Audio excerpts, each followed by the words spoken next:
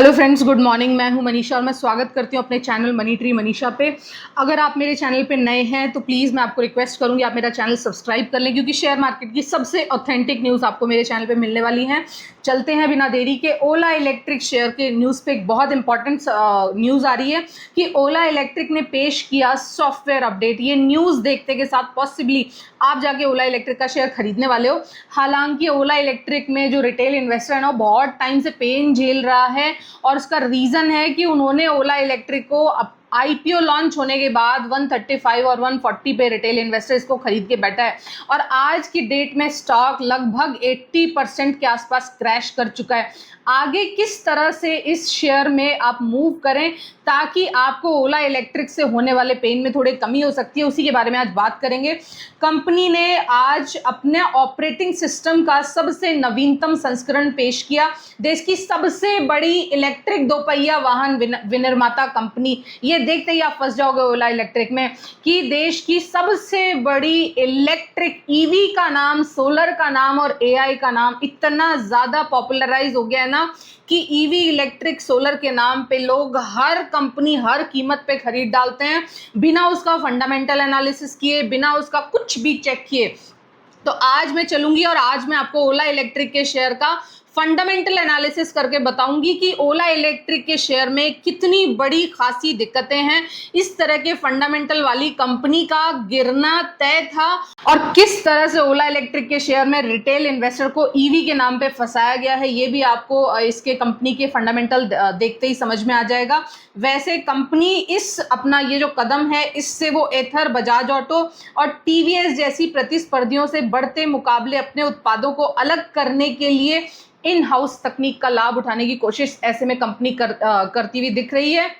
तो चलते हैं ओला इलेक्ट्रिक के फंडामेंटल एनालिसिस की तरफ। स्टॉक पी गायब है ओला इलेक्ट्रिक का, आरओई आरओसी नेगेटिव में है ओला इलेक्ट्रिक का, सेल्स ग्रोथ भी नेगेटिव में है ओला इलेक्ट्रिक की। एक बहुत बड़ा डेट कंपनी के ऊपर है। इस वक्त लगभग 3500 करोड़ रुपए का कर्जा कंपनी के ऊपर चढ़ा हुआ है और कर्जा इतना ज्यादा है कि कंपनी को जो इनकम हो रही है ना, उससे कंपनी अपना ब्याज का भुगतान भी नहीं कर पा रही है। मतलब 3500 करोड़ रुपए कर्जे के ऊपर जितना इनको इंटरेस्ट का पेमेंट करना पड़ रहा है ना, वो इंटरेस्ट पेमेंट तक कंपनी को अपने प्रोडक्ट की सेल से नहीं आ रहा, कंपनी के रेवेन्यू जनरेशन से नहीं आ रहा। तो ऐसे में उस कंपनी का मल्टी बैगर बनना, मल्टी बैगर रिटर्न देना आपको समझना होगा। एक ऐसा बिजनेस जिस बिजनेस से जो इनकम हो रही है वो उस बिजनेस के ब्याज तक को भरने में समर्थ नहीं है, तो आप किस तरह से उस कंपनी को मल्टी बैगर बनते हुए देख सकते हैं।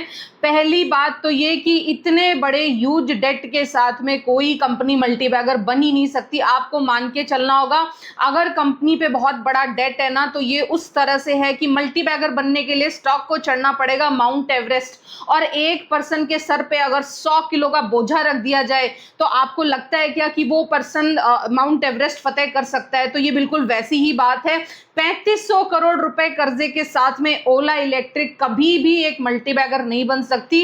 इनफैक्ट इसमें जो इन्वेस्टर्स का पैसा है ना, आप देखना, यहाँ पे इन्वेस्टर्स लॉन्ग टर्म के नाम पे लॉन्ग ट्रैप हो चुका है और इनफैक्ट उसका पेन इतनी बुरी तरह से बढ़ा हुआ है ना कि जो इस वक्त स्टॉक अपने ऑल टाइम हाई से 80% के क्रैश पे है और उस क्रैश के बाद भी स्टॉक के उबरने की बहुत लीस्ट संभावनाएं हैं, क्योंकि ना तो कंपनी के पास आरओई आरओसी है, ना तो कंपनी का बिजनेस बढ़ रहा है, ना कंपनी की सेल्स ग्रोथ। इनफैक्ट कंपनी की सेल्स ग्रोथ भी नेगेटिव है।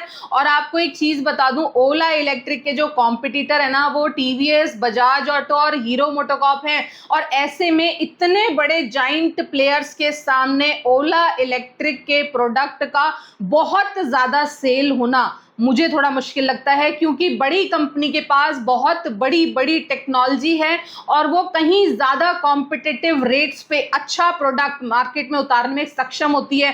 तो आपको देखना होगा, अगर कोई छोटा मिड कैप, स्मॉल कैप इस तरह का मार्केट में आ रहा है जिसका ऑलरेडी एक बहुत बड़ा प्लेयर मार्केट में मौजूद है, तो उस केस में उस बड़े प्लेयर के सामने उस छोटे प्लेयर का टिक पाना और मल्टी बैगर रिटर्न्स देना और मल्टी बैगर बनना बहुत मुश्किल होता है, कभी भी मैंने ऐसा देखा नहीं है। और वही हालत ओला इलेक्ट्रिक के साथ में हुई है। इनफैक्ट मुझे तो लगता है कि ओला इलेक्ट्रिक का शेयर रिटेलर्स को चिपकाया गया है। इतने बड़े ह्यूज डेट के साथ कंपनी खड़ी थी, उन्होंने आके और 70-80 रुपए के आसपास ओला इलेक्ट्रिक का आईपीओ लॉन्च किया। आप लोगों ने उसको इतना ज्यादा खरीदा। आफ्टर आईपीओ की शेयर 70-80 रुपए के आईपीओ लॉन्च के बाद में 140 का हाई मारता है। और उसके बाद में रिटेल इन्वेस्टर जिसको फंडामेंटल करने बिल्कुल नहीं आते उनके अकाउंट में आज ओला इलेक्ट्रिक सबके अकाउंट में है। और इतनी बुरी तरह से क्रैश कर चुका है ओला इलेक्ट्रिक की यहां से निकल पाना ऑलमोस्ट इम्पॉसिबल मुझे लगता है। ना कंपनी का बिजनेस में कोई ग्रोथ है, ना कंपनी के जो कॉम्पिटिटर्स हैं उनके सामने कंपनी का जरा सी भी मुझे प्रोडक्ट की वायबिलिटी नहीं लगती। मैं ये नहीं कह रही कि ओला इलेक्ट्रिक सर्वाइव नहीं करेगी, ओला इलेक्ट्रिक सर्वाइव जरूर करेगी, लेकिन इतने बड़े कर्जे के साथ ओला इलेक्ट्रिक का मल्टी बैगर बनना वो थोड़ा मुश्किल हो जाएगा। और वो देखने की बात होगी, आपको 1-2 साल देखना पड़ेगा। अगर ये 40 रुपए भी अगर ये स्टॉक आपको मेंटेन करता हुआ ना दिखा इस तरह की कंडीशंस में, जिस तरह का अभी मार्केट हो चुका है, जिस तरह से आप मंदी देख रहे हो, और अगर ये स्टॉक गलती से भी 15-20 रुपए की तरफ पहुंच गया तो फिर तो ये ऑपरेटर ड्रिवन स्टॉक बन जाएगा और हमेशा के लिए ये एक पेनी स्टॉक बन के रह जाएगा। तो जो भी लोग आईपीओ में पैसा लगाते हैं ना, उनको इस तरह के स्टॉक्स और इस तरह की चीजों से को अपनी गलती मान के और आगे फंडामेंटल एनालिसिस की तरफ जाना चाहिए। फंडामेंटल एनालिसिस किस तरह से किया जाता है, कहां से क्या देखा जाता है, किस वेबसाइट से कौन सा डेटा लिया जाता है, पीयर ग्रुप के बीच में कंपैरेटिव एनालिसिस कैसे किया जाता है, और अच्छी कंपनी लॉन्ग टर्म के लिए किस तरह से सेलेक्ट की जाती है, ये सारी चीजें अगर आप मुझसे सीखना चाहते हैं, आप मेरे दिए गए नंबर पे मेरे से कांटेक्ट कर सकते हैं। आपको बहुत अच्छी तरीके से लॉन्ग टर्म के स्टॉक चूज करना, जो मेरा पर्सनल तरीका है, मैं किस तरह से ट्रेड लेती हूँ, मैं किस तरह से इन्वेस्टमेंट करती हूँ, मैं किस तरह से लॉन्ग टर्म इन्वेस्टमेंट करती हूँ, वो सारी स्ट्रैटेजीज मैं अपनी क्लासेस के थ्रू आप लोगों को सिखा रही हूँ। आई होप आपको मेरा ये वीडियो पसंद आया तो प्लीज लाइक कर देना। Thank you so much for listening. Have a good day, good night, take care, tata, bye bye.